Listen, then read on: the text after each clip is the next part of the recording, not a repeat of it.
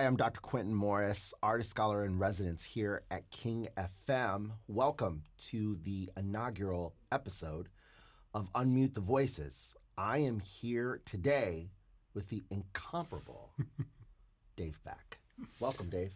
Welcome, Quinton. Welcome officially to King FM. Thank you. You know, it's so great. I work in the studio across the way, and I'm doing my shift every day, and I look over, and you're there interviewing people and, you know, setting up lights for the video production, and just you're part of the team, and it's really cool. I feel now officially a part of the team because we have been working so hard, and I've been getting a crash course on broadcasting. Yeah.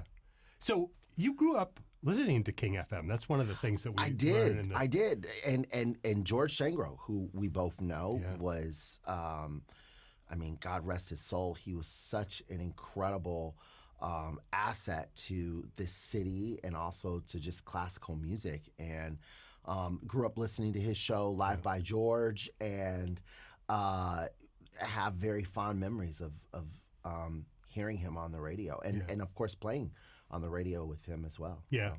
You know, my King FM story is Jim Wilkie, the great jazz broadcaster, was the program director here and the morning announcer, like in the late 60s, early 70s, when our family first came to Seattle. And he used to play, along with his, you know, Vivaldi and classical music pieces, he would play comedy in the morning show. The first time I ever heard Monty Python's Flying Circus was on King FM from Jim Wilkie morning show. So, wow. Life is full of surprises. Truly. So you came into my life about 18 years ago. Oh my God, was it 18 years ago? Crazy, yeah, because I remember I was working on a Seattle Youth Symphony 60th anniversary, and I think you'd finished up one of your degrees and was coming back to Seattle. Yeah, gosh, when was this? Okay, 18. So that's 2003. 2003. Yeah. Oh my God, yeah. I just finished my first year of my master's degree in Boston. Yeah. And I remember that concert at Benaroya Hall. Absolutely. Yeah, that was fun.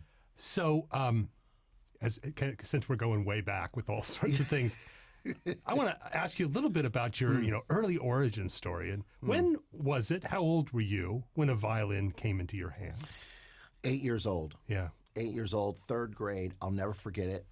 So I claim, of course, Seattle is my home, and I've lived here longer than I lived anywhere. But as a child, I lived in Illinois, so in the south suburbs of Chicago. And we moved to Seattle when I was a freshman in high school. I will never forget the teacher coming around with the violins and the other instruments. And I was in third grade, and she showed us all these instruments. And this girl, her name was Sophia McNeese. She had played the violin, and she, I think, had started like a year before. And she was really smart. And so I thought, okay, well, Sophia's really smart. And so if she plays the violin, I should choose the violin. And so I picked the violin. Now, of course, everyone in third grade played an instrument of some kind. And so it was only just natural that we all, played an instrument. What most people don't know is a year later, when I was in the fourth grade, I picked up the French horn and played violin and French horn all through high school. Yeah. So, Wow. Yeah. Well, so that speaks to you as the overachiever you are, picking up these two, people say the horn is a very difficult it's a hard instrument. Yeah, I remember like just buzzing on the mouthpiece. I can't do it now, of course, but yeah, like buzzing on the mouthpiece and doing all of these like, mouthpiece exercises and stuff. And then, of course, I played mellophone, which is kind of the marching band French horn, and because I played in marching band. And then eventually I picked up clarinet and played clarinet for some time, and piano. Yeah. But violin was always like the main instrument. Yeah. So yeah. What was the racial makeup of your school in Chicago? Mostly black and white, so pretty 50-50. And all of us played some sort of instrument. Yeah. Yeah. Did you was the study of classical music always a pleasurable thing for you? Did you feel like you were in a very supportive and welcoming atmosphere? When I was growing up, we did it for fun. It was a peer activity. So it was not uncommon to play an instrument and then go swimming or go outside and play afterwards. And I think in the south suburbs of Chicago, where I lived as a child, everyone played an instrument. So you didn't necessarily think about representation because there were so many, black students, at least at that time, who played in orchestra and or played in the band. When we moved here, of course, to Seattle, all of that changed, and I found myself as the only black in most of my circles, especially in classical music. And I think that's when the narrative and my lens of representation really started to change. Yeah. Tell me more about that. Like how and what images come to mind when you think, oh, this is not like it was when I started out. Yeah, well, I think first is walking into a classroom. And I remember I went to Renton High School, and I was not only the only black in the class, but I was the only male. So, you had my peers asking me, well, you play violin? Like, girls only play the violin, or only white people play the violin. On both sides, all races were asking me this because people didn't see a black violinist, they not in this area at least, and so there was that. There was the youth symphony. I played in the junior youth symphony for a year, and then played in Seattle Youth Symphony for a year, and that was kind of the same thing. As I was always the only one, and of course, what I didn't realize that time was that it was only preparing me for kind of the career that I would eventually start to more for myself, both in school, at the university, and at the conservatories that I went to, as well as just going into academia and having my own performance career as being the only one. And I tell people this a lot, which is that I am so thankful for my parents always reminding me to look within and find out who I was as a person. And so I love Mozart. I love Strauss. Strauss is one of my favorite composers. And Brahms, of course. And just because I love classical music and I love everything about it that is positive, I have not lost the sense of who I am as an individual. So I also love black culture, which includes R&B music and jazz and and hip hop and rap, and I can love and embrace all of those things and still be a lover of classical music and not lose who I am as a person. Yeah. I saw the post from the Beyonce concert. So yeah, and I'm a huge Beyonce fan, and she likes classical music too, and she has used strings in her music, and and at the end of the day, it's all just great music, Dave. Yeah, absolutely. It really is. It's just really great music. But how do we provide opportunities and resources for all people to enjoy it, to make it, to have access to it? That's what this show is all about. Yeah. So putting together your mom, Viespa, wonderful woman, talking about Beyonce in this first program of Unmute the Voices, Margaret Bonds shows up, and Leontyne Price. Maybe talk about strong Black women. I mean, they and the role they've played in your life, artistically and personally. Yeah, well, Leontine Price is just an American hero. Okay, she is not just one of the greatest classical sopranos, lyric sopranos of all time, but also just represents Black excellence, excellence in classical music, excellence as a musician, and excellence as a citizen of this world. The music that is featured on the first episode of the radio episode is from her debut at Carnegie Hall in 1965, I believe. And she is singing the music of Margaret Bonds, who also, in her own right, was an incredible composer who was a gem to the Black community. He's Got the Whole World in His Hand is an incredible song and is celebrated not only in classical music, but I think in other genres of music as well. Leontine Price, what a lot of people don't know is that the Metropolitan Opera, when it was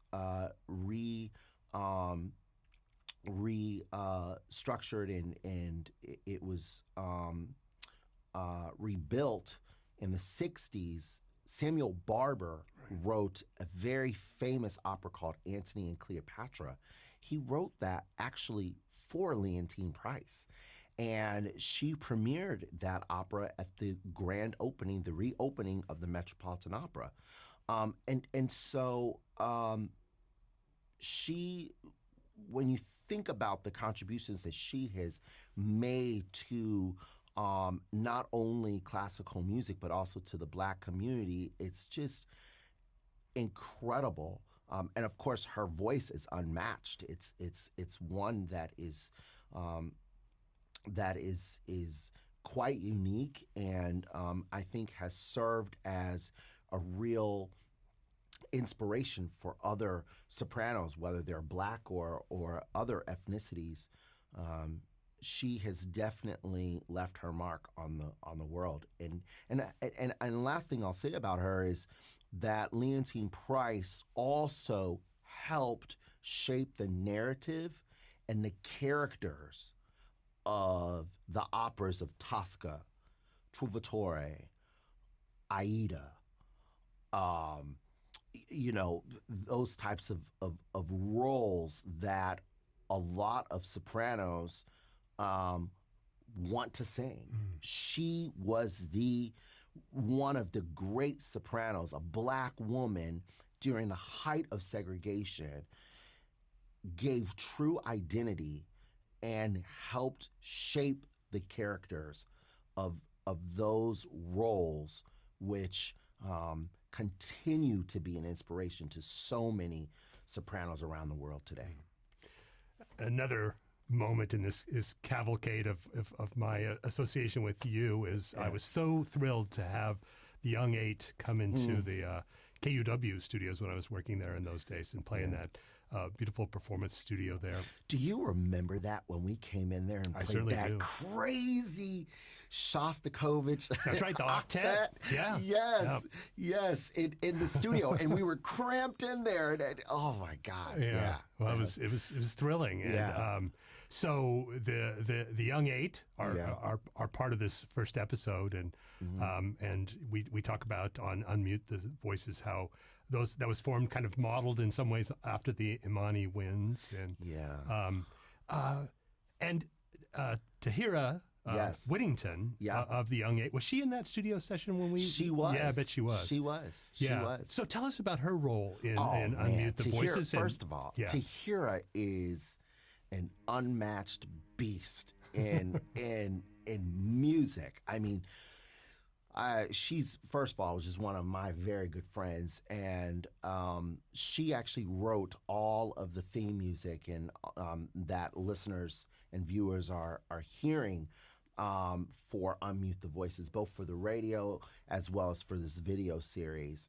Tahira is just also an incredible cellist, and she's featured, of course, on the radio show with her performance of Lamentations.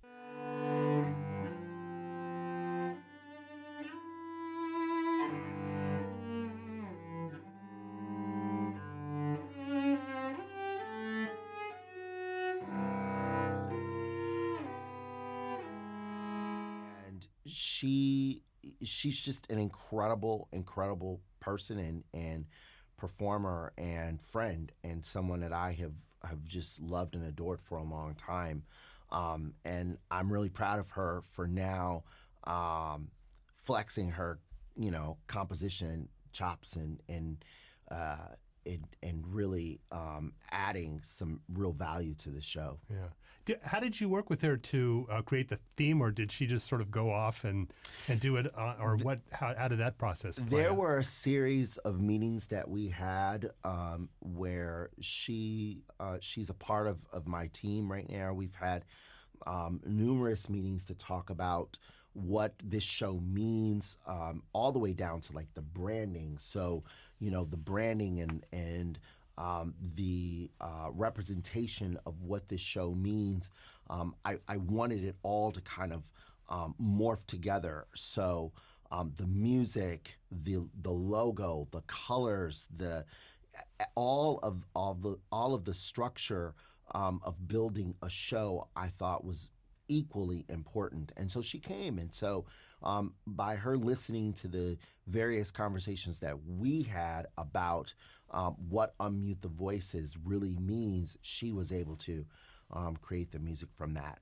So I talked to her, of course, about things that I didn't want in the music and things that I did want. And so you'll hear, things like finger snaps and claps and that sort of thing, which I think points to the culture of what this music represents, because there have been so many times where I have listened to audience members hum and clap and snap and sing along with a piece by Mozart or Mendelssohn. And I don't think there's anything more thrilling, Dave, than hearing the immediate response from an audience. Yeah. It's incredible. I mean, I appreciate the softness and the silence of people really doing deep listening, but I also appreciate and love the immediate feedback. Yeah, I love that. I was at the Symphony a year and a half ago or something, and they were doing the Seattle Symphony doing the Mahler Second Symphony, and there's a point where it just comes to like this screaming fortissimo, and then that stops, and all that's left is just the strings, and this hushed pianissimo, and the way that the Nashville Symphony maestro Guerrero happened to be the guest conductor that night. And the way that effect was pulled off was just stunning. And you could hear the intake of breath. And someone in the audience just did a woot, like woo, Yeah. and I know that might not have been everybody's cup of tea. Yeah. But for that gesture, I just loved that, because it was such a true and spontaneous, expression of what was going on. I remember with the Young Eight years ago, we did this residency at the Blue Lake Fine Arts Camp. And we played a concert at this camp, and I can't remember how many hundreds of kids were there. I mean, it's huge in Michigan. And following the Mendelssohn, I'm not kidding, I felt like, in a way, like Michael Jackson. The kids were screaming, crying, like banging on the walls. I mean, I had never heard people lose it. I mean, these kids lost it. I've never seen people just really expressing how much the music moved them. I will never forget that experience. And we were all kind of like, oh my God, because it really felt like we were at like a Beyonce concert or a rock concert. Yeah. I mean, they were so emotional. And to see young people doing that, and really expressing their joy and expressing how the music moved them to emotion was incredible.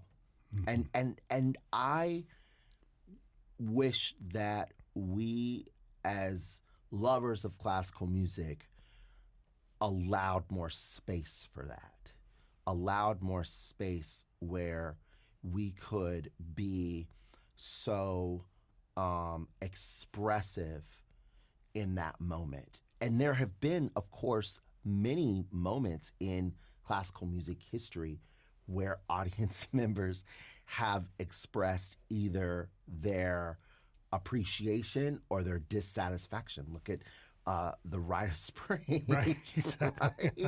right? So they expressed obviously their dissatisfaction over that piece, but I feel like those are very human moments, which is why we as artists as well as listeners, that's why we perform and we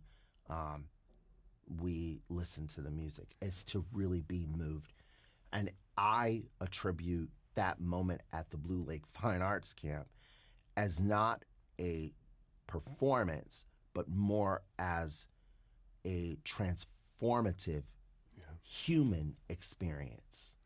It's great hearing about the new theme that Tahira has written for the show. And I remember in an initial meeting with you about doing Unmute the Voices, just talking about the possibility of generating repertoire by diverse composers and women and people of color. Like this show is a platform to do that, to say, send us your scores, let's get these things recorded, because there's so much great music out there, but it's not recorded, or it's not recorded at a really high level. Right, so. right, and it's so important because the only way that we're really going to get to know other composers and performers is to play their music. Yeah. And there's so many talented, amazing musicians and composers out there that I don't know, you don't know.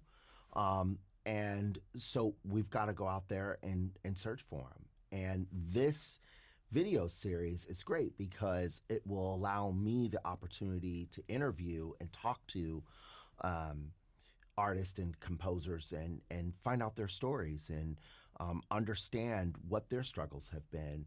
Of course, we're living in a time where social issues around race and opposition and equality are really, really coming to the forefront of everyone's lives.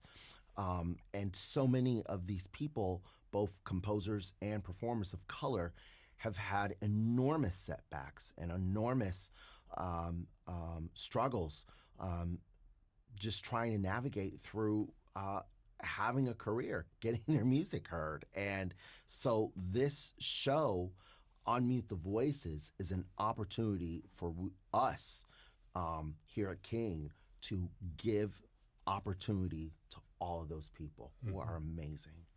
There's just so many facets of your life and work that I know will get rolled into this show. That we'll get to hear more about things that you've done. And we were talking about Beyonce, and you were talking about just world citizenship. Yeah, I loved. I think it was a send-off event, and I got to say a few words. I think it was 2015 when you went on your world tour. Oh yeah, and made the film about the Chevalier de Saint Georges of Bologna, the Afro-Caribbean violinist. Many people have learned about his story because of you. But I wonder what kind of perspective on your life and work and the composers you got in doing that world tour. When you think back of the places that you went and the experiences that you had, I don't know if you have plans to cover that in the show or just for people that don't know about that part of your life. Well, I'll tell you, I mean, that was a very risky time for me. I had never done anything like that before, to do a world tour and actually only perform the music of a Black composer. Who does that in classical music? Well, one, who does world tours besides Itzhak Perlman and Yo-Yo Ma, the two most famous, classical musicians in the world? So there was that element, and then to actually perform only the music of a Black composer. Like, no one does that in our field. In 2014, 15, 16, people weren't doing that, Right. So there were a lot of risk with that, but I really believed in the music and the life of the Chevalier de Saint-Georges that I was willing to take that risk. And there were a lot of people who said, we're not interested. We're not interested in learning about this composer. We're not interested in learning about his life and his music. And so I had to then create a system where it was like, okay, well, if you're not interested in learning about this composer, I'm gonna make you learn about this composer, and you're gonna learn. You're gonna learn today how important Joseph Boulogna is to classical music. Now, of course, this was all pre George Floyd and the terrible tragedy that happened to him. And so what we did was we created this film, and so with this film, which was a short, it allowed me the opportunity to tell his story as if he were living in the present. And so we didn't, and I should kind of give some backstory to who Joseph Boulogna is, but he was this amazing violinist who made enormous contributions to the classical music style during that time, had incredible influence on Haydn and Mozart, and performed with Marie Antoinette and does all these great things. And so we made this short. We go to France, and we filmed at the Louvre Museum and at Versailles Castle, and we did all of these things so that we could really tell this authentic story of who he was. And I'm so proud of that. And it was daring. It was daring because I, at that time I was, doing these recitals at Carnegie Hall and was really on kind of the more traditional classical music circuit of playing recitals and concertos with orchestras and that sort of thing. And that was fun, and I appreciated it. But that is really, in my opinion, that was my first real daring belief in myself as an artist, was to lead with an all-Black composer program with a film and tell people about the life of Chevalier de Saint-Georges. And it exploded. One of the things I saw this on your social media, and I'm not sure of all the details, so if it's not connected to the world tour, I have a feeling it is. Didn't you just recently bid farewell to one of your students? Who Yeah. And was that connected with the tour? In a way, it was, because I went to Tanzania. That was one of the countries countries that we visited on the world tour, and I met this student who came to the concert, who was a violinist, and I was so impressed with him that I invited him to the States, and then worked like hell over the next year, and brought him to the States, and he came and studied violin with me at the university, and he graduated this past year. Yeah, yeah. So that world tour, it's the legacy of the Chevalier de Saint-Georges went beyond the concert. It went beyond showing the film.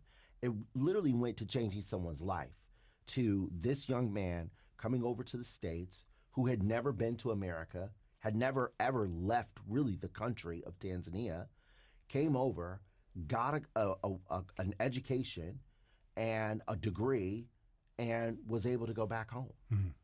Fantastic. Yeah, and so that's the legacy of Joseph Bologna. That's the legacy, you know, and that's what this show is really all about, is creating legacy for these incredible composers and these incredible performers who have been muted. Creating legacy and creating inroads so that people can get jobs, people can transform lives through their music, through their artistry. They can inspire they can inspire positive change in the lives of other people. They can inspire creativity, because someone, you know, watching this probably is feeling a little, you know, uninspired right now, or someone is feeling like they want to give up because they're the only one, or they're a woman of color and they don't feel like they have been valued or appreciated. And so this show, Unmute the Voices, really is about creating meaningful change in the lives of others through the inspiration of celebrating each other's work. Well, it was a thrill to work with you on the opening episode of Unmute the Voices. I'm going to let you fly solo from here on out. Yeah, I think you're up to it. Yeah. Quinton. Thank you. Yeah, well, I appreciate you being on my first show. You know, I have been a fan of yours for a really long time, and I consider you a friend, and I do like being sweet to you because it makes you feel just a little uncomfortable, and I like making you blush. See, that's why I'm in radio, because of that. Dr. Quinton Morris, welcome to King FM. Thank you so much for talking with me. Oh, thank you so much for being my first guest on this show. Really appreciate it, Dave.